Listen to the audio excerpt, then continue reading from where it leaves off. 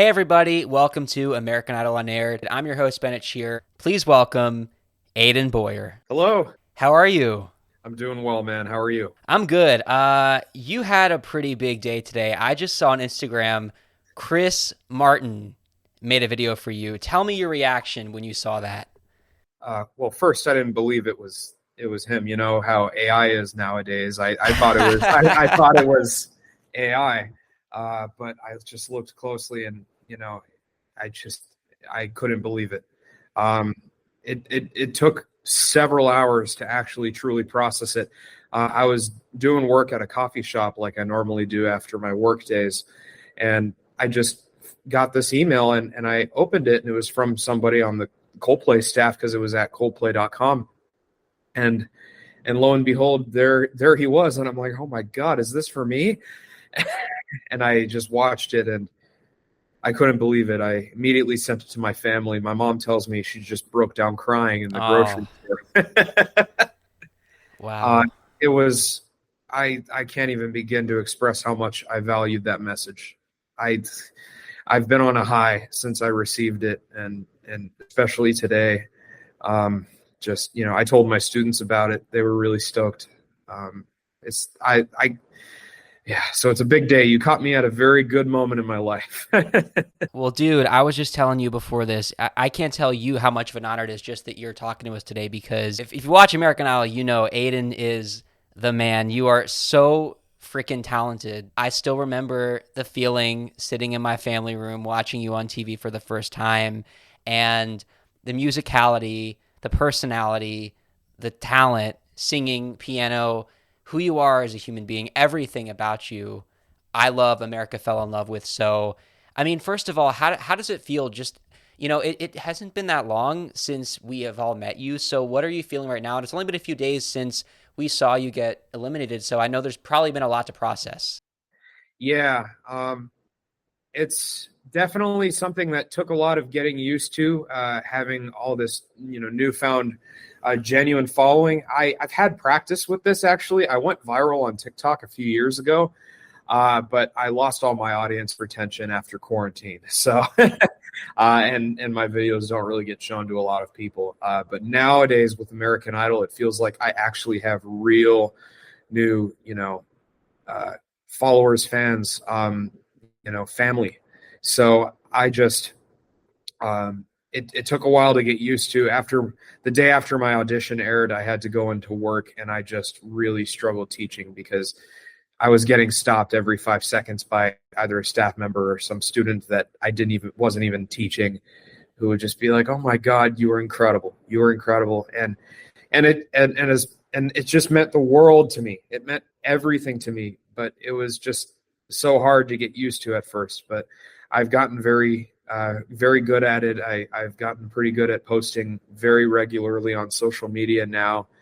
Scheduling posts in advance, and I feel it's like coffee. It's like an acquired taste. Yes. It starts off, but then you get used to it. But you're interested in it nonetheless, and so I loved it every moment of that.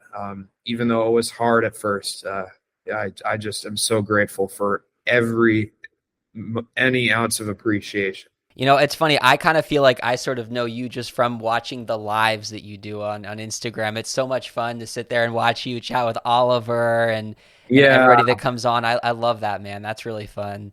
yeah. And honestly, I'm pretty happy with how they portrayed me.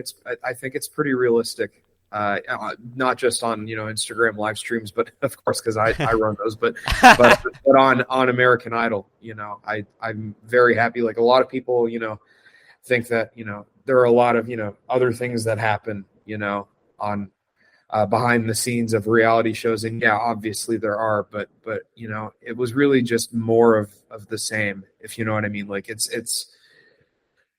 pretty representative of me. I'm very, very, very grateful to have had a wonderful, wonderful experience on this show overall, and I'm just so honored that I got to do it. I would love to hear how you got involved with American Idol because Mhm. two ways, either scouted or trying out yourself. Which one was it for you? So I was scouted. So the way it worked was actually kind of interesting. So I was scouted by two different casting directors on two separate occasions. Hmm. So the first time it happened was in late 2021. This was my final semester of college. Someone had found me while I was busking on Santa Monica Promenade, and she reached out to me and said, "Hey, I saw you busking," and I'd only ever busked there like 2 or 3 times. It was just a very, very occasional thing. I just wanted to try out, and then someone found me from there, emailed me, and in my head I was like, "Man, I'm flattered, first of all, but I really don't think this is the route I want to take with my music. I don't want to go the talent show route. I just don't think I would benefit from it. I feel like they're going to mold me into someone I am not." And of course, I never really watched a whole lot of talent competitions growing up. I never watched American Idol growing up, unlike a lot of other contestants. I dove into The Voice a little bit. I had a brief phase, and I actually watched the season that Way was on. But other than that, I hadn't not really any experience with that. So it was kind of just a statement of just not knowing things. But also, I was in my last semester of college. I was ready to record my debut EP. I was working on my graduation recital. I had a lot of other things on my mind. So the timing wouldn't have been right anyway, even if I had been interested. But at first, I just wasn't interested. I just didn't think that was the path I wanted to take. Fast forward to June or July of 2022, a few months later. I'm out of school. I'm doing my work. I'm on music industry stuff, trying to learn as much as I possibly can about marketing and working at coffee shops, doing work at coffee shops. Like I'm sitting at coffee shops doing work, not like actual work being a barista. But I got an Instagram DM. So the first one was an email, but this time I got an Instagram DM from another casting producer who had found me on social media somehow. I still don't exactly know how he found me. It might have been from my TikTok videos, because they had gone viral a while back. He saw I was a singer-songwriter. He reached out and he said, "Hey, we would love for you to audition for our producers, blah blah blah." It was the same exact thing. It was a spitting image of what the previous casting director had said. And so at that point, I was like, okay, how many casting directors are there? There's probably like hundreds, right? And I looked it up, and there were only 10 casting directors. And if 2 of those 10 casting directors could find me and think that I would be a good fit for this show, at that point, I was like, this is a sign. This is a sign. I think I just need to go for it. So, I kind of just, it wasn't a priority at all for me. I was sitting doing the Zoom meetings, the Zoom screenings and whatnot, talking with the casting director. He's like, "Okay, here's a callback for you." And I was like, "All right, I'll join that." And then like immediately after that second meeting started, they're just like, "Congratulations, we'd like you to sing in front of the 3 celebrity judges." And I was like, "What? Like already?" Like it went by so fast. I was not at all expecting that. I was expecting it to be like 5, 6 different callbacks, but they were just like, "All right, you're on.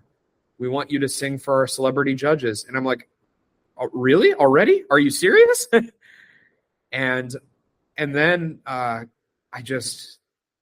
couldn't believe it, and so I just rushed down after this meeting, told my parents the news, and we're all freaking out. And I was like, "Oh my God."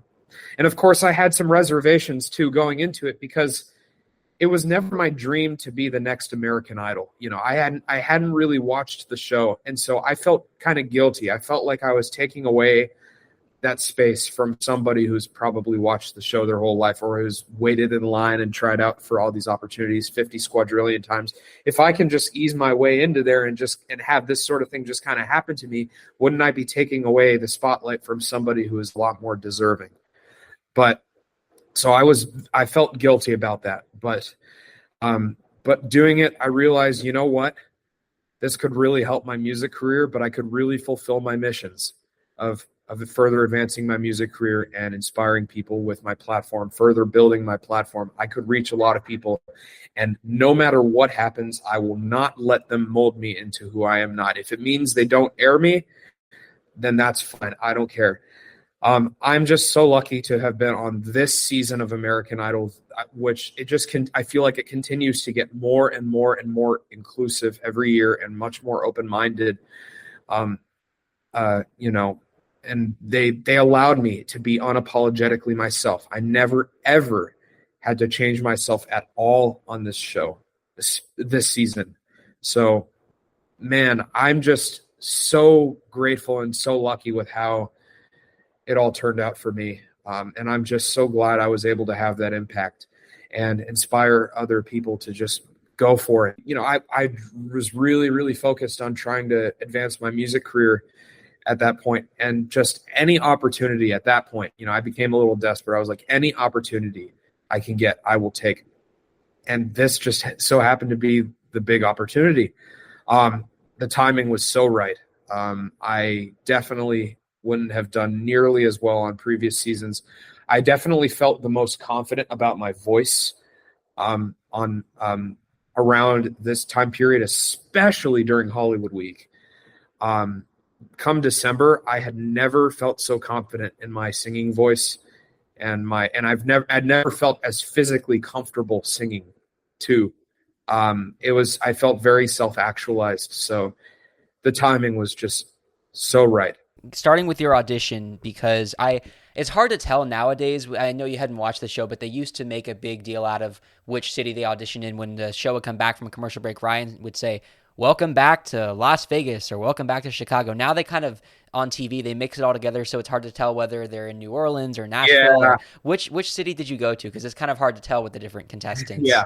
I was in Las Vegas. I'm from Southern California, so Las Vegas was pretty close, and it was great because I had been to Las Vegas several times before, so I felt very, very safe there. I love the desert, so that I felt that energy, but it was really, really fun. And tell me about some of the contestants that you met in Vegas. I think a lot of at that point during the audition, most of the people that I actually got like kind of close with were people who didn't make it past the audition.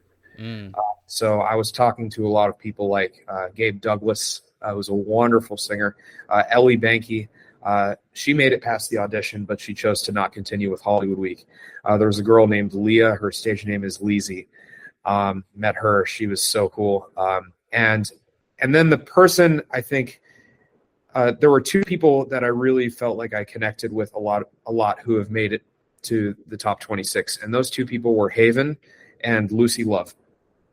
And Lucy really stuck with me because I was sitting in the waiting room and she just started putting on a full-blown gospel worship session, you know, and she was just going full-blown, just singing all these riffs with vocal gymnastics, and then all of these other people start joining in and everyone starts clapping. And it's just, I had never been a part of something like that before. Like, I'd been in choirs before, but like I had never felt a part of something like so like authentically, you know, gospel, and it was awesome. It was the coolest freaking thing to be a part of that. I could not stop smiling.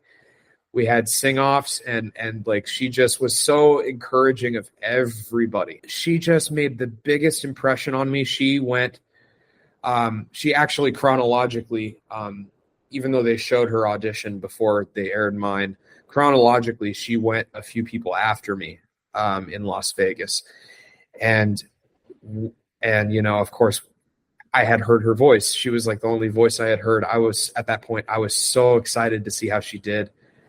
And, you know, she was like, "You got the golden ticket." And I was like, "Yeah." And she's like, "Oh man, yeah, it's going to be good. You're awesome, man. They're going to love you." You know, like she was just so encouraging. And then here she is, she's mentioning all these like vocal remedies I never even heard of.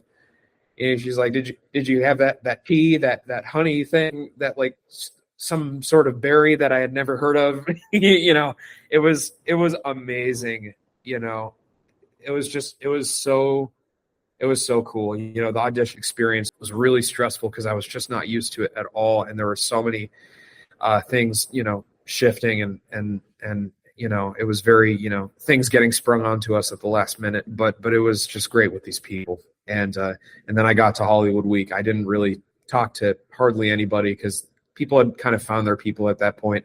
I had some interactions with Lucy and Haven, of course, but I didn't really have deep conversations with anybody until my friend Rachel Dahl reached out to me. And I really want you to interview her because she wasn't aired. Oh, And yeah. she is seriously my best friend in the whole wide world. She is unbelievable. She reached out to me while I just wasn't talking to anybody. I was there with my mom. I was the only non-minor who had his parent with him because I had disability accommodations. She just reached out and she just talked to me and it just gave me the ultimate kickstart. And we had so much fun. And then from that point on, I met a lot of new people. And then after the duets, that's when I actually started getting close with people.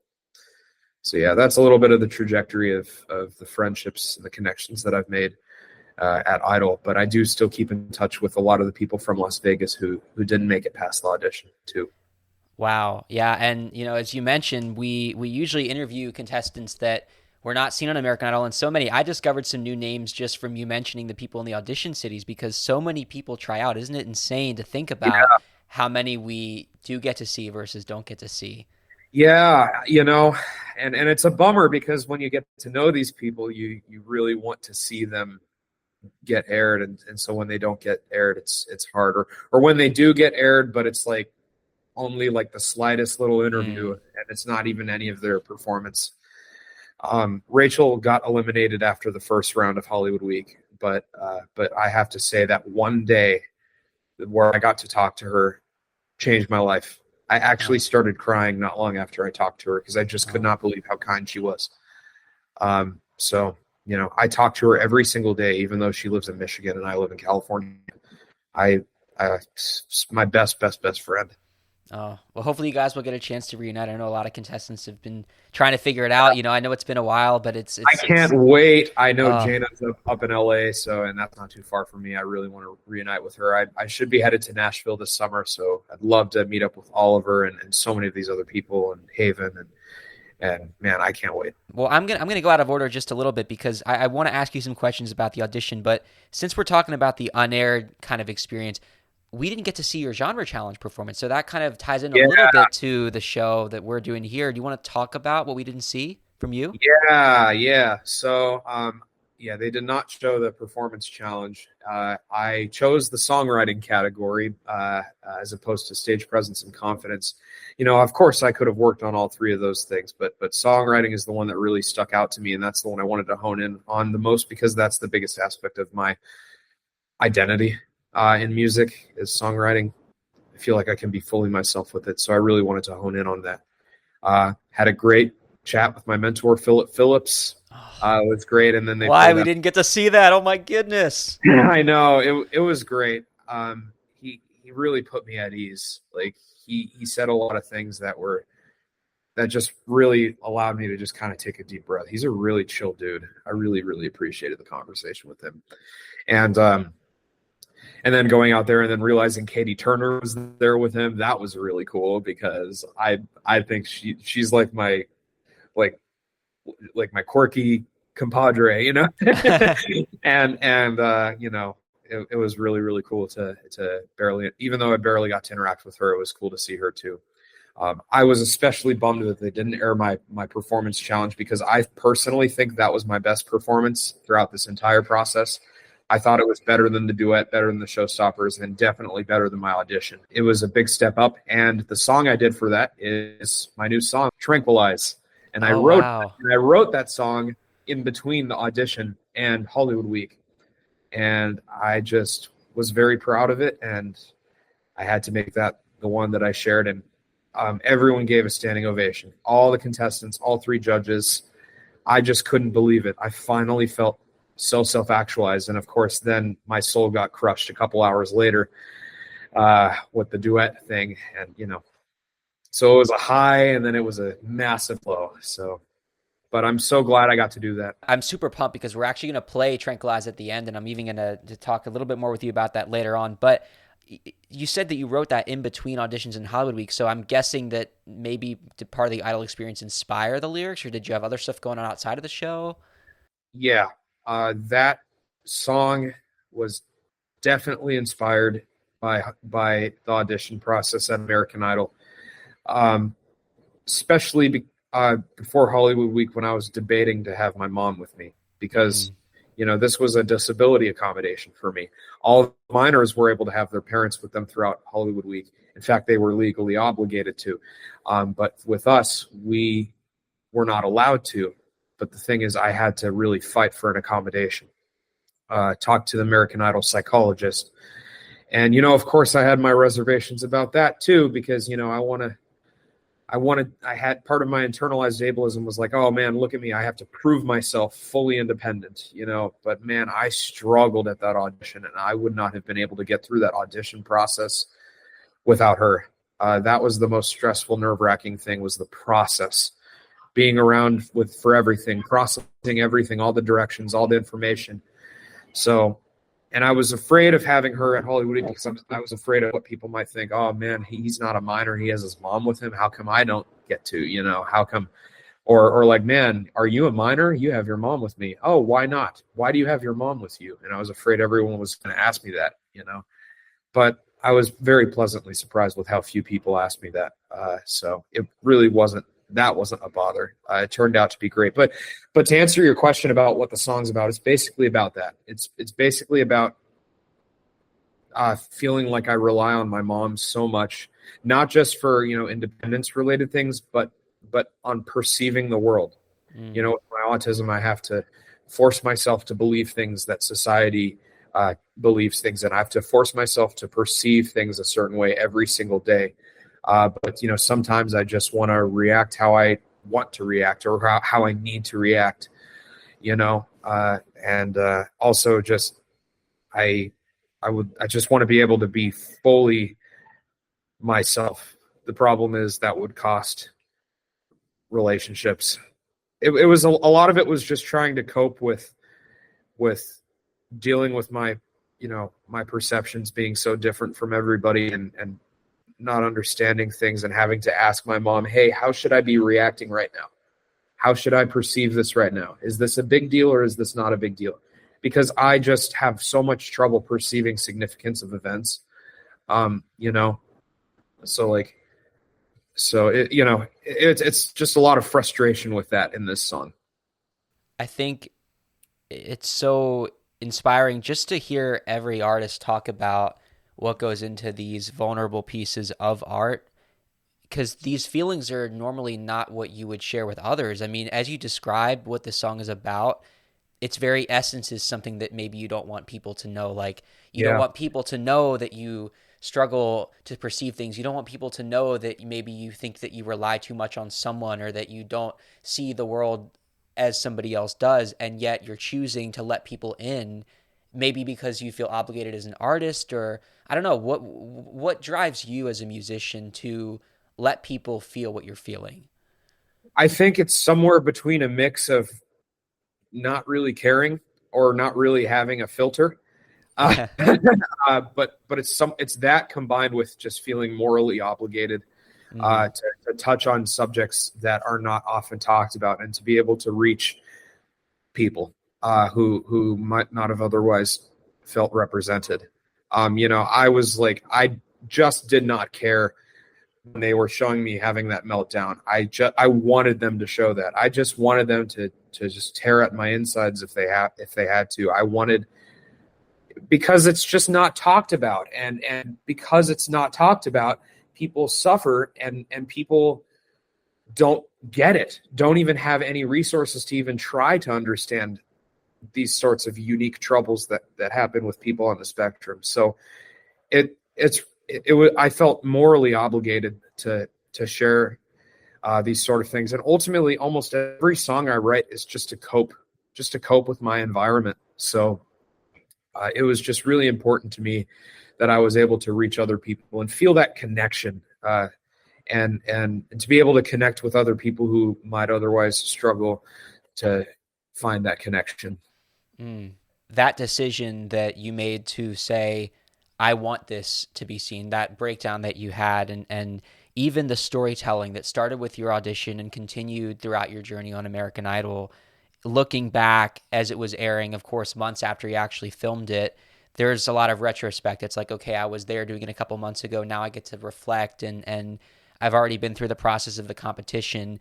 In the moment when you were there filming it, doing the interviews, talking about your story, and then having the breakdown, not being able to find a duet partner, what were the feelings in the moment? Was it a lot more scary as opposed to, I'm glad people are going to see this because you're actually dealing with the struggles and the scary feelings? Yeah, it was. But then as it progressed, I began to realize people are going to see this. You know, maybe people should see this. You know, of course, it's embarrassing to for almost anybody to have uh, an autism meltdown / panic attack when you're on camera. For a show like this, there were a couple of other contestants, and of course, I won't name them out of privacy and out of them expressing that they didn't want their panic attacks to be shown on TV. Who really didn't want theirs to be shown, but like after I had my meltdown and I felt better, I literally told the producers, I told the staff, please show that. Please, I beg you to show this. Wow. Uh, you know, and so meanwhile, and that may have resulted in me being one of the only people who had like an actual full blown meltdown, like crying meltdown. And of course, there were a lot of other crying meltdowns behind the scenes, but for other reasons and for other people, for other moments, and they just didn't want to share that. And I guess I can understand why. But to answer your question on how it felt in the moment, like I felt on top of the world at the beginning of Hollywood Week, but not being able to find a duet partner, I think it was a lot scarier than it looked. But of course, that's me on the inside. All my senses are turned up tenfold. Everything is louder. Everything is brighter. Everything is more muffled, and everything is more overwhelming. My breathing, I'm starting to hyperventilate. It's it looks like just a distressed individual from the outside, but in my body, I am experiencing bloodshed, war. It is, and just all, and I'm just working up a storm trying to mask my feelings as much as I can, because I know how distressing it can be when you just start crying and losing all control of your body. I wanted to cry and lose all control of my body, even in the moments when I didn't have the meltdown. And then come the point when I had the meltdown, I wanted to cry even more. I wanted to tear up those chairs. I wanted to explode. It was terrifying. It was probably up there as one of the top 5 most terrifying moments of my life. Just being reminded of all that trauma as a child, of not being included. It was horrifying. It was horrifying. And I think people deserve to see that. With all these other contestants, after we performed the duet, so many people came up to me and he's like, had I known it would be that a trio was possible, I would have brought you in a heartbeat.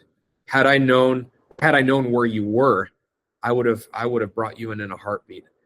Of course they didn't know where I was. I was in the holding room having my meltdown.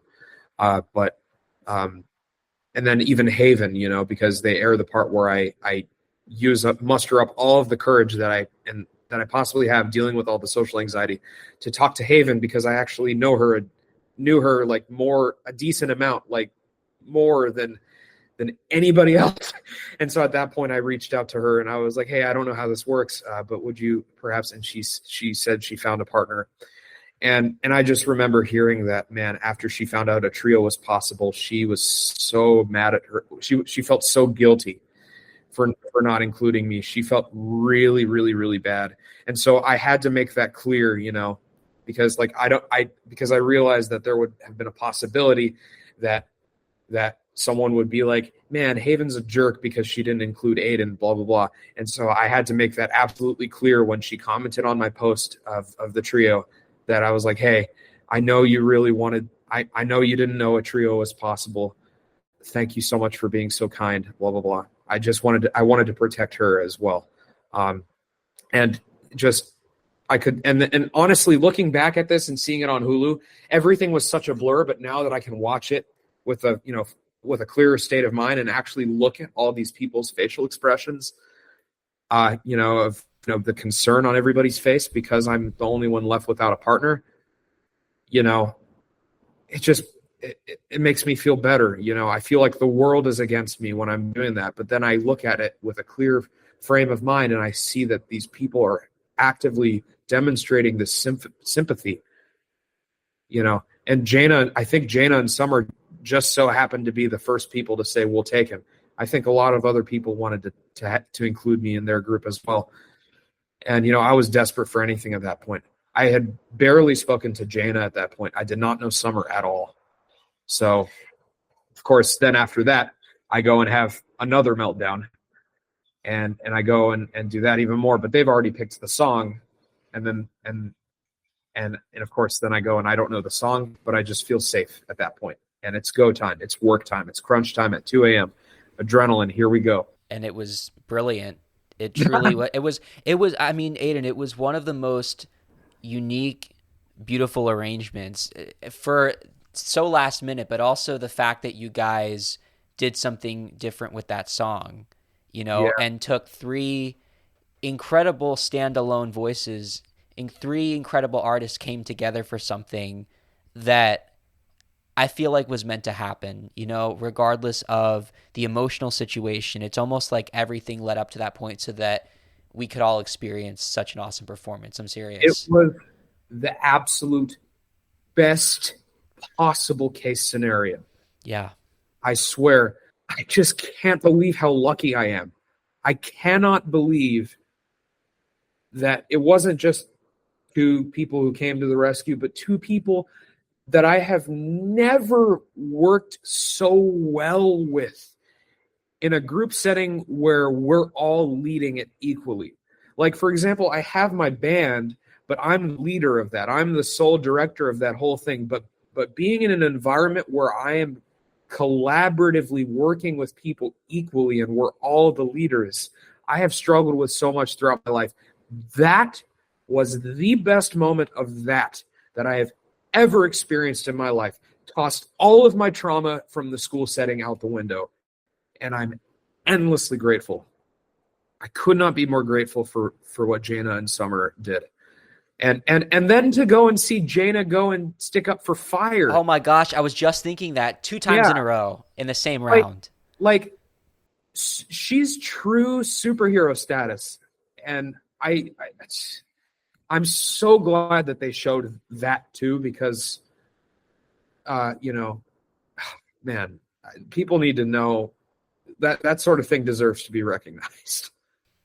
I owe it. So I'm telling you, I could not have ended up in a better situation after the absolute worst possible situation. I'm so grateful, and I continue to stay in the afterglow of that, and I'm getting emotional thinking about it right now. I can't believe it. I'm the luckiest guy in the world, truly. With making it this far, with Lionel Richie saying he wants to write a song with me, with Chris Martin making a video dedicated to me, I couldn't be luckier. I do not care that I've been eliminated. I am so fulfilled. Adin, you're pretty lucky, but we're equally, if not a little more lucky, that we got to see you and discover you. I have to tell you that. I really appreciate that. Wow, thank you. I remember my parents and I heard you play and sing and thought, this is something that just it sounds so original and so different. I mean, I know you don't watch the show, but if you've ever heard of a singer named Alejandro, that was another contestant. Okay, so when I did find out I was going to sing in front of the judges, that's when I started watching the heck out of the show. Okay, and that's when I discovered Alejandro, and man, I love him. Alejandro is definitely my biggest idol inspiration. And I love so many of these artists I watched last season. I loved Leah Marlene, who I got to meet, Fritz Hager, who I also got to meet. And I got to see Alejandro in concert in Pomona recently. He absolutely just commanded that stage. It was the most magical thing ever. So just his musicianship is otherworldly. So just to be compared to him as far as originality, man, that is just and you're not the only one too. Like I'm so grateful for that. Thank you. Thank you. Thank you.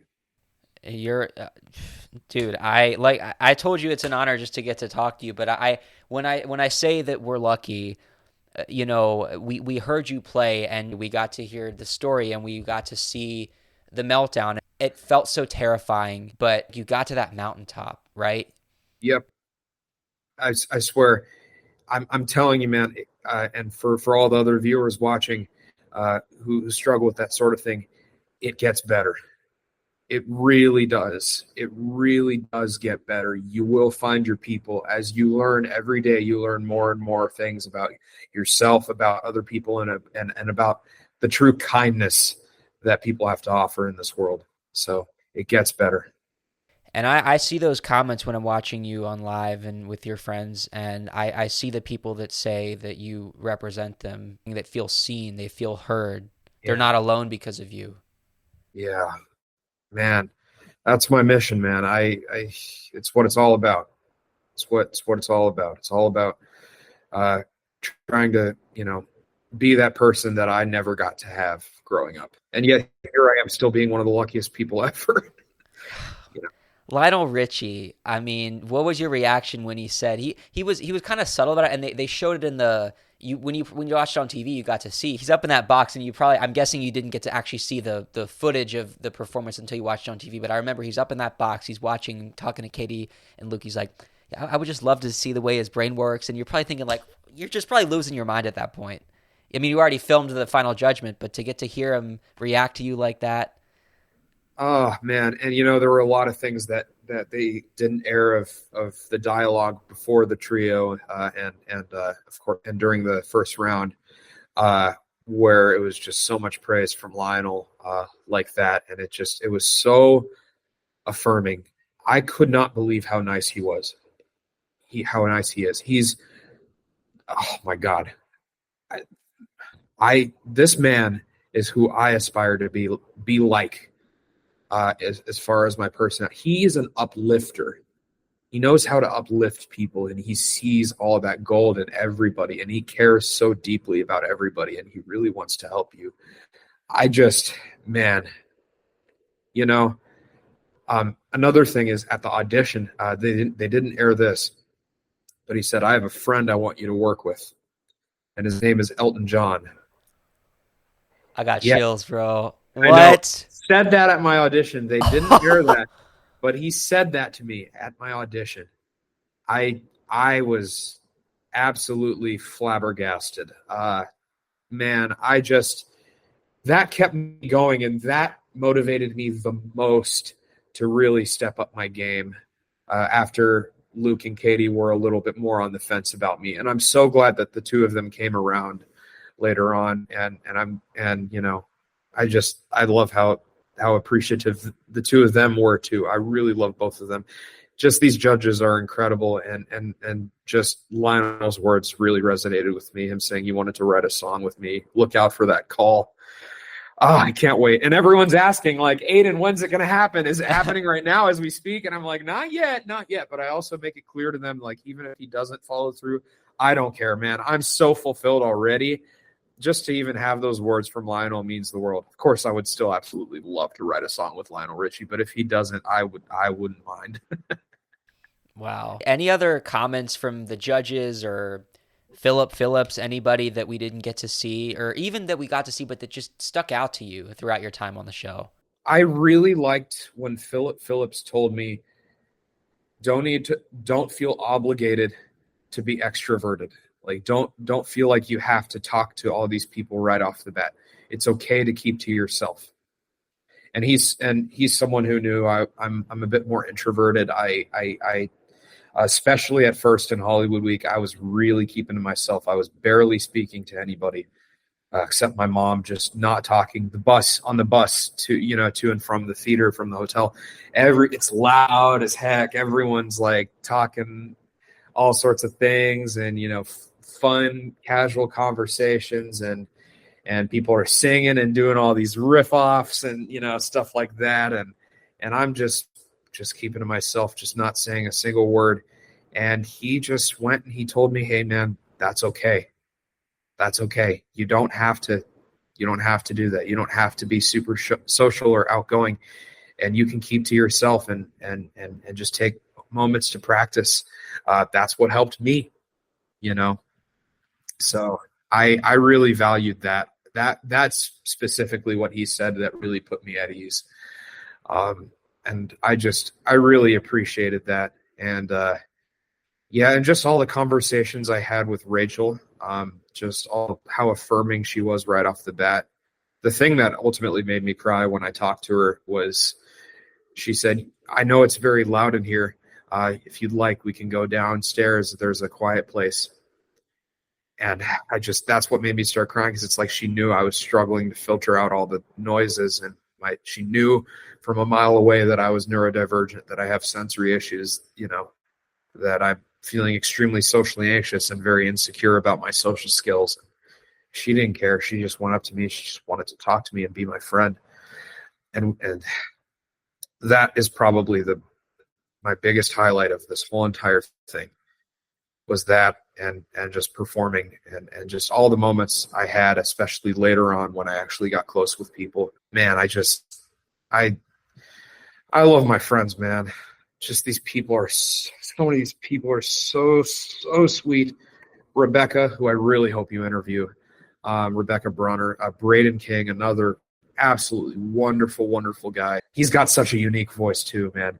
And Rebecca Brunner, so sweet, just sweetest freaking person. Sarah Snyder, Sarah Mack, I got to have a great conversation with her.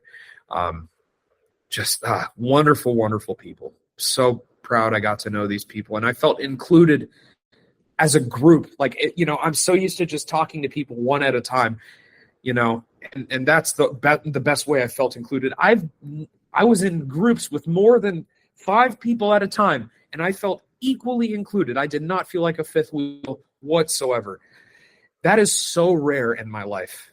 And man, Oliver, I saw what he was doing for EM, and I was like, wow, this guy is so cool. What's so fun about Oliver? Okay, I knew we would absolutely become bros after I saw him doing this. So everyone's lined up to enter the theater for Showstoppers, and our holding room is a window that overlooks the line on the street.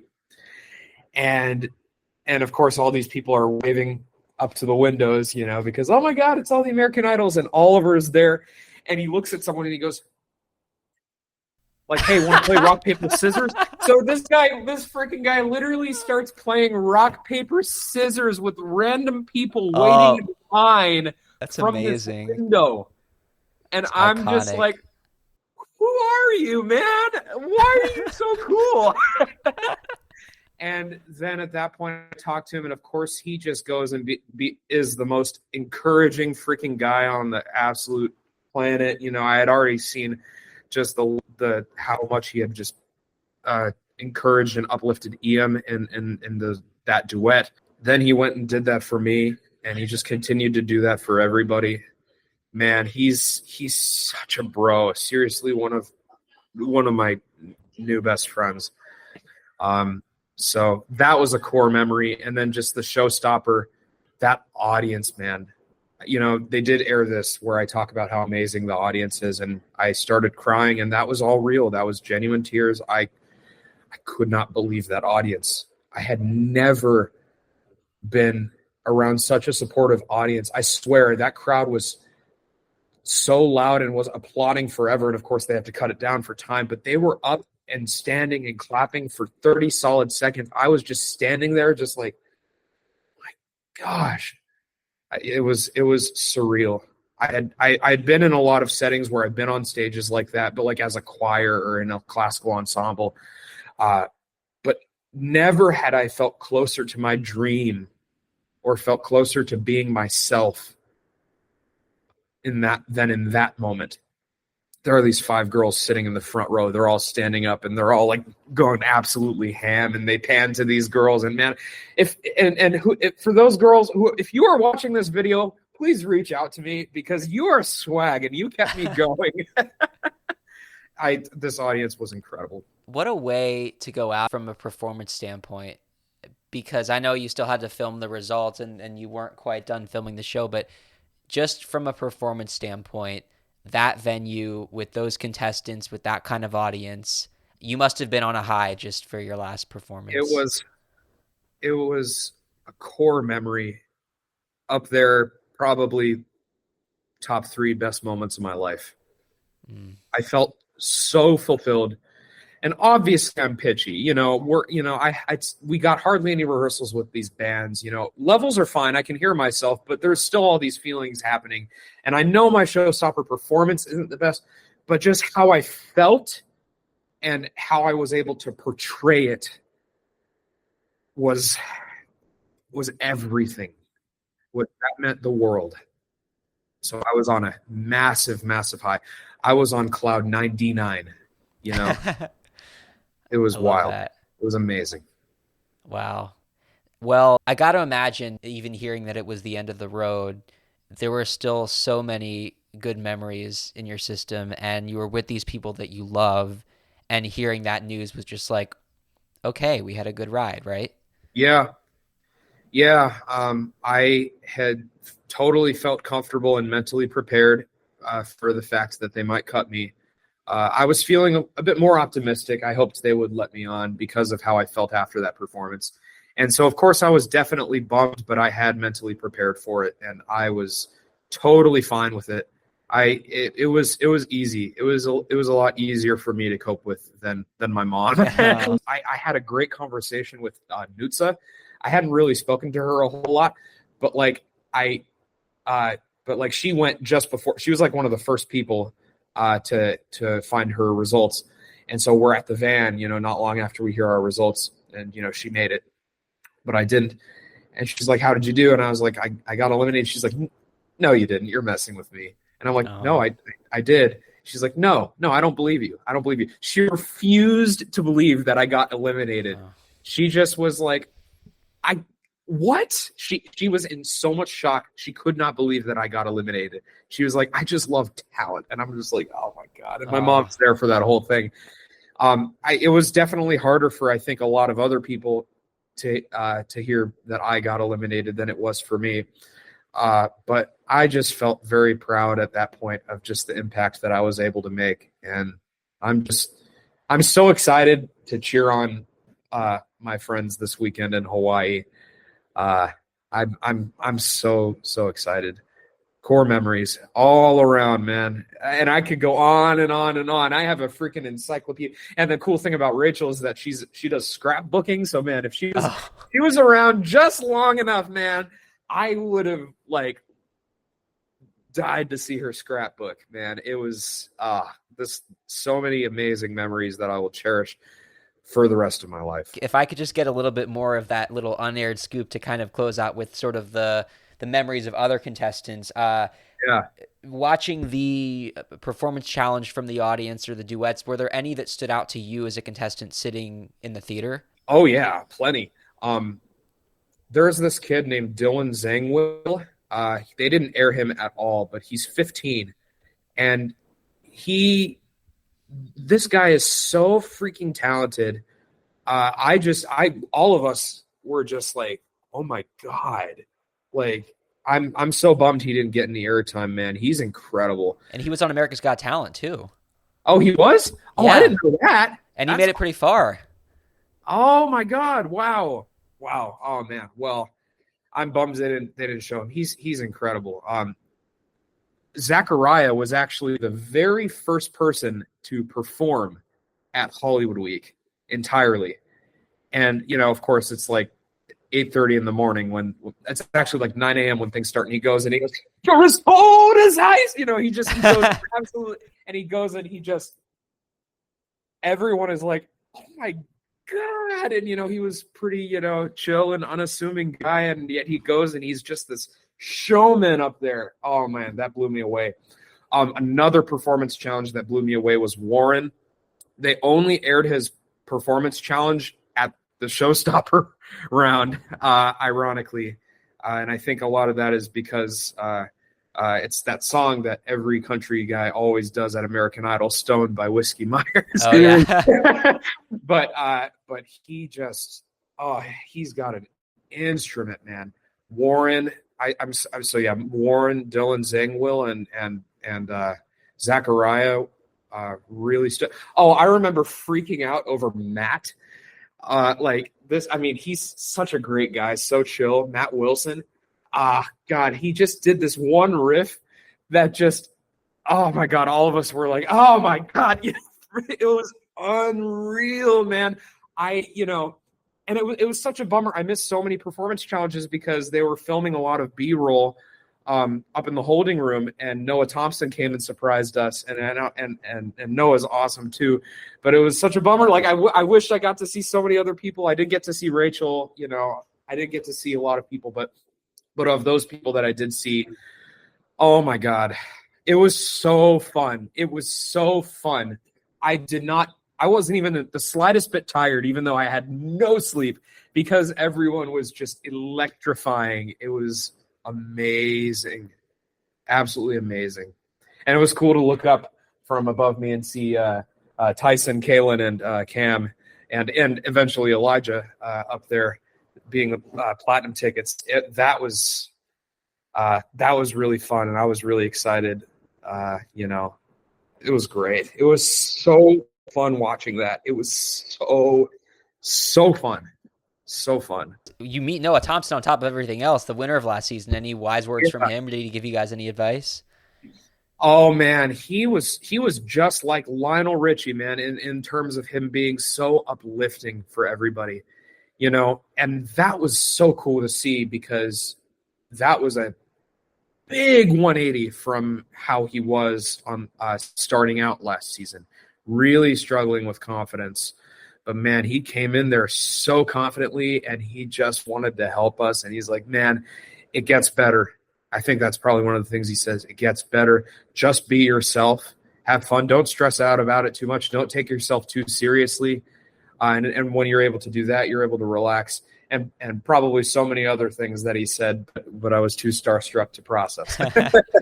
You touched me, you inspired me, and I was entertained by you and in awe of you. And since we've talked so much about Idol, I want to make sure we talk about this new record that's out, Tranquilize, because we touched on it a little bit before. And interesting that Idol was such a kind of an instrumental part of what you wrote it about. But I want to ask a little more just about what it means to you. And maybe even do you want to talk about sort of the creative process of being in the studio or how you make it? Yeah.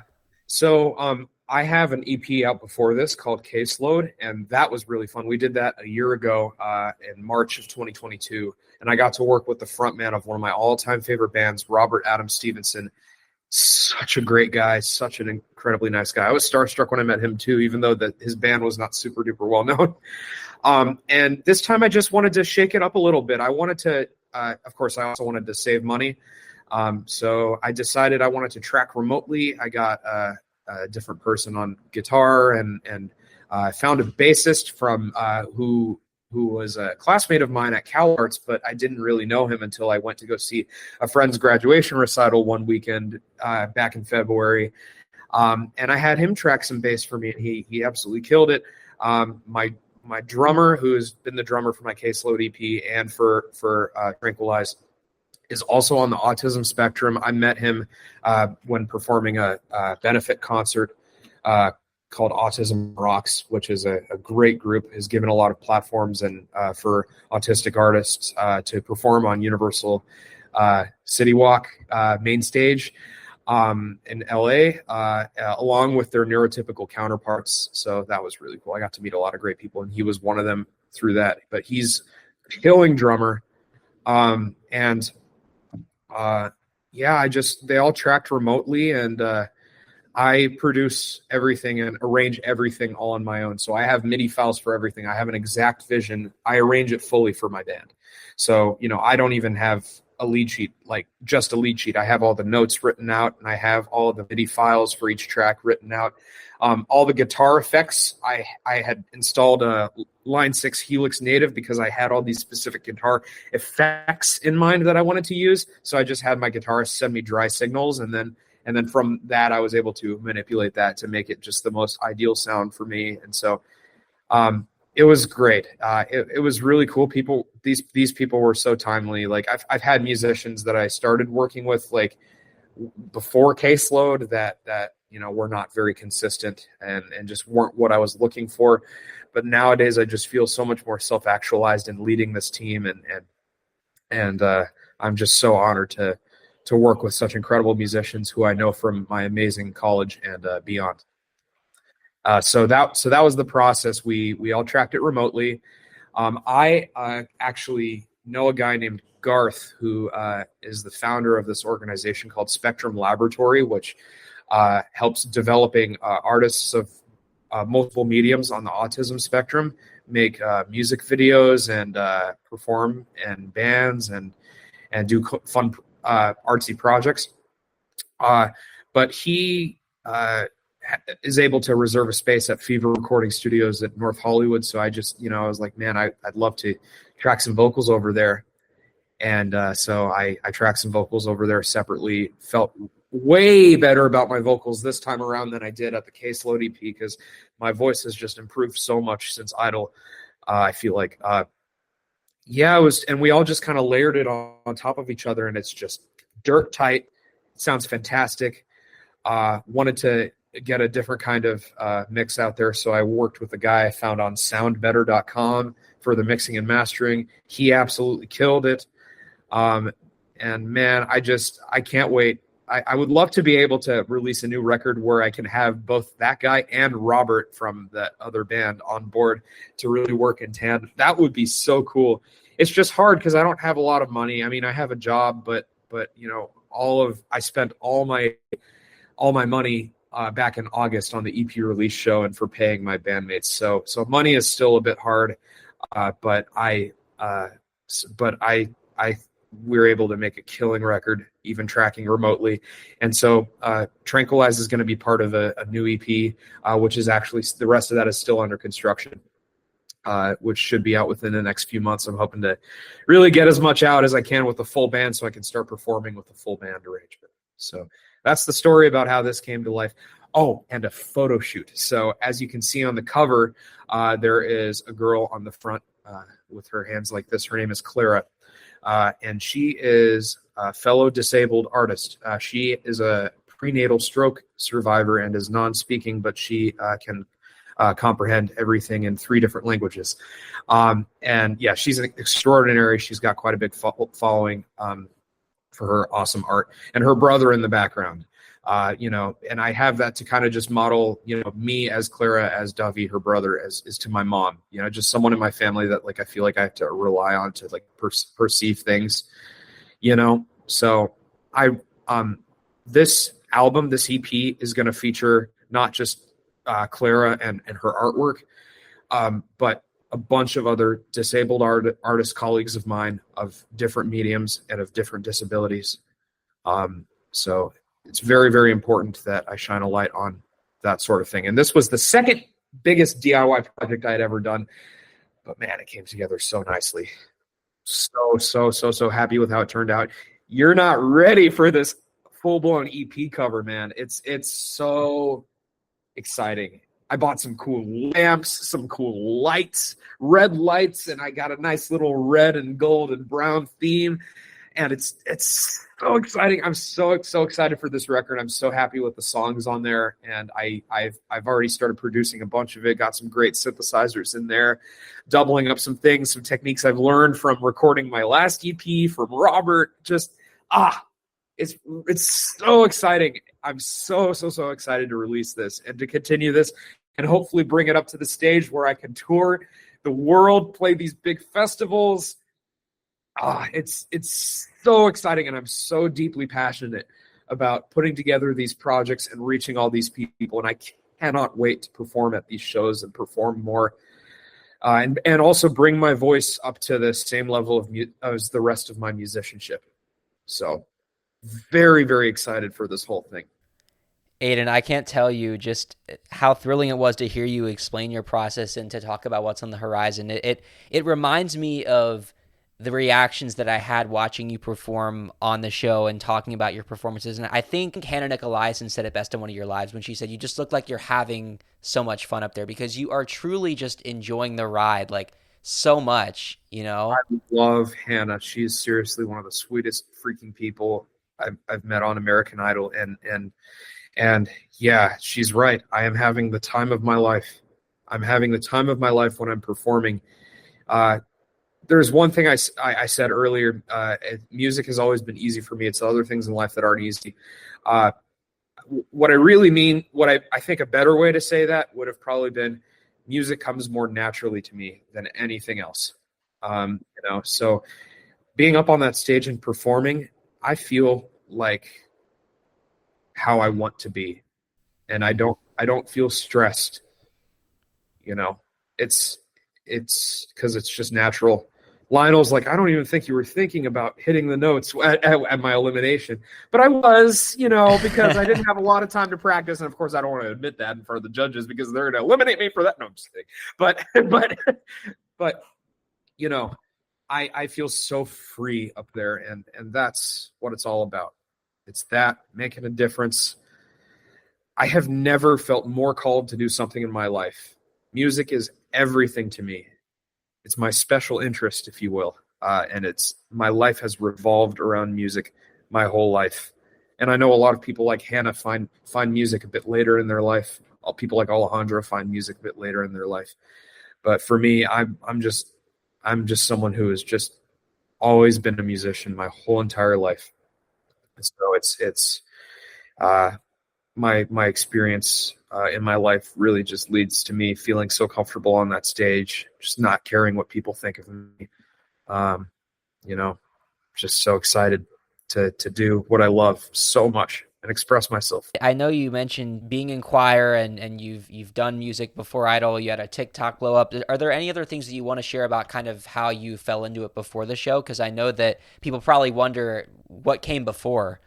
So, I have a background that was very different from a lot of other American Idol people in that I was classically trained, very, very classically trained. There's another guy, awesome guy I met in Las Vegas named Joshua, who didn't make it past the audition, but he's an opera singer and has a degree from Manhattan School of Music and in opera.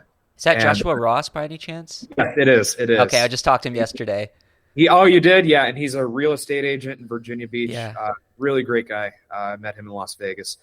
Um, but yeah, unlike him, he was like the only other person I had met there who had really had that classical background, who was like very, very classically trained in both piano and voice, lessons, piano competitions, very, very nitty gritty, like practice, practice, practice, practice. So much of that was that, and classical singing and opera and choir. I was a boy soprano. I sang soprano all the way in my preteen days. I sang a lot of boy soprano, choir boy stuff. I was in a boys choir where I performed all over California, and it was, and then after being bullied mercilessly to shreds at my elementary school, coming over to this school now, which I now work at, I went to this school from 7th through 12th grade that has a killer arts program, and I'm just so honored to be a part of it now. But then I get to that point, and then opportunities galore, and then I just really feel my musicianship improving, and I feel infinitely more self-actualized. And honestly, I owe even being on American Idol, just and having the confidence to do something like that to this school. Well, we all start somewhere, and when you're on those stages, headlining those festivals, writing with Lionel and Elton, and hey, when people are writing with you, man, the Oh world man. is your oyster, as they say, or whatever cliche metaphors I can think of off the top of my head. I am just so stoked for you, my friend. It is seriously an honor. And again, it's so cool that we got to see you on the show and that you were represented so beautifully. You told your story so beautifully, and the show let you tell your story so beautifully. And that's, let's be real, man. It's reality TV, and the fact that you got to do that is really a gift. And actually, it was pretty darn close to reality from my end. Like I said, I couldn't be luckier. And it was hard sometimes because, my mom, especially at the audition, really fought for me to get, answers as to exactly when I would be needed for interviews and stuff. Of course, with all these people, things would get pushed out to like, oh, we had an interview for you. We're pushing it 2 hours ahead. Oh, actually, we're not doing the interview today. We're doing it tomorrow. And of course, that's bound to happen. But my mom was fighting for me at this audition to get as much clarity and consistency in my routine as humanly possible to make it the smoothest process for me. And they would oblige, and they would understand how much they got it. And I was so afraid of coming up to them and struggling to advocate, but my mom would be my advocate, and they would fulfill it. I get to Las Vegas, and I go and I have an interaction with a contestant coordinator who which goes south immediately. She says something that I misunderstand, and it terrifies me, and I have to go have a meltdown outside. She rushes to my aid. I explained to her I have autism. I struggle with these sorts of things, blah, blah, blah. She felt horrible, and she just rushed to my rescue and apologized profusely. And, and she just was just so kind and so supportive of me. She used me as a role model for a lot of people. It was throughout the process. Oh God. And the staff was just wonderful, and they wouldn't always have the answers, but man, they would be there to help me out at any given moment. And I swear, even the people who were filming me started crying a lot of the times in these interviews. I got a comment. There was one producer who said something to me. She said, there is nobody like you. There is absolutely not a single person like you ever that has ever been on American Idol. And that blew my mind. I was so flattered, so honored. Wonderful, wonderful staff. Wonderful, wonderful, wonderful staff. It was cool. You got to be friends with the staff too. They weren't just staff. Obviously they had their jobs, but you could be friends with them, because so many of them are in their 20s as well. So it's like, it was a great, just all around camaraderie amongst everybody. Great staff, really reassuring staff, wanting to help me. Patrick said, who's like the big lead, is there anybody who does not have a partner come down? And, of course he can be quite strict, but man, I came down to the front, and, he was always so kind to me and just, understood me and my needs. And I really commend this whole entire staff. So great interview questions as well. I didn't feel like they were exploiting me at all. My mom struggled in the interviews a little bit, but they didn't show much of her interviews at all. So she's relieved about that. But I'm very lucky to have not struggled in these interviews. Me of all people, someone who really struggles with being social, being able to articulate. I felt like I could articulate everything very well, just like I feel like I am in this interview. Oh. This staff has been wonderful. I was terrified at first, but they really helped me out. What that one person said about there not being anybody like you, American Idol is very lucky to have you. As am I lucky to have had you as a guest, Adin. All those contestants that got to meet you and all of us that got to see you, I've said that so many times now, but the world's a better place with you in it. What can I say? Thanks, man. Really appreciate that. And thank you for giving me this platform, and thank you for giving all these other unaired people who weren't necessarily included on air a platform too. I think that's brilliant, and it's good service. I'm glad you're giving these people that platform. Just enjoying the ride, and can't thank you enough. Before we go, where can people go to stream Tranquilize? Because we're going to play it, but I want to make sure that people also go ahead and stream it, listen to it over and over again. Anything they need to know about the record? Anything else that you want to say about the record? Yeah, I pretty much covered most of it, but it's streaming on all major streaming platforms: Spotify, Apple Music, Should be on Amazon Music as well. I'm getting a couple comments that are saying it's not, that my songs are not on Amazon Music, but I look it up and it's there. So should be. I'm sorry, I don't know what to tell you, but yeah, just most major streaming platforms should be there. Coming out, and by the time you release this, it will already be out. Stream it wherever you stream music. It's there. I sincerely hope you enjoy. Anywhere people can follow you or other places that they can find out about you? Follow me on social media, on Instagram and Facebook and Twitter and TikTok. I'm the most active, however, on Instagram, though. So if you want to DM me or message me, I'm most likely to see it if you DM me on Instagram or you email me at adinboyer@gmail.com. One more thing I also want to say, I'm really hoping to, along with being a professional touring musician with the band, is to be able to do youth motivational speaking. So if you go to a school or you're a teacher at a school and you feel like could benefit from me being there and helping to provide workshops on how to better interact with people on the autism spectrum, hit me up at adinboyer@gmail.com. I will give you a rate. My website's currently under construction, but I will incorporate that and start to really, really advertise that a lot more on my social media as well. So yeah, let's keep in touch. I read almost all my DMs. I can't respond to all of them, but I do read a bunch of them. So thank you so much for reaching out and seeing all of this in me. It's meant the world, and I feel so validated, self-actualized, and you guys help me to confidently say that I can actually love myself. So thank you. We all love you, Adin, and I am so appreciative that you took the time to be a part of American Idol Unaired. You can follow us on Instagram and TikTok at Idol Unaired Podcast. You can follow me, I'm Bennett Shear at TV Music Guy on Instagram and TikTok. Thank you guys so much, and Adin, thank you, my friend. Thank you so much, Bennett. Give my regards to everyone else on the interview. Absolutely, man. Thanks so much. Take care, man. Thank you. It feels just like square one, unlike past moments. I miss the times I had the weakest hands. I never held things in 'cause I didn't need to. Now I'm losing all the sense of who I am, when that should be the past.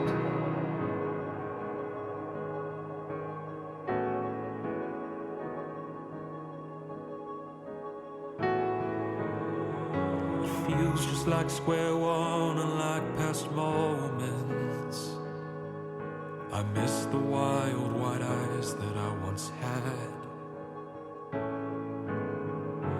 Hold it close, but it's still so far away now. Since I forced myself to learn that things aren't bad, when things get bad, no one sees it as so bad.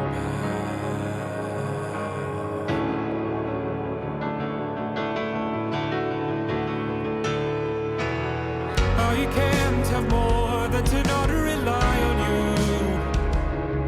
for they can for the rest of your life. I get so lost with myself and everyone. I just yearn to go and make up my own mind for the first time.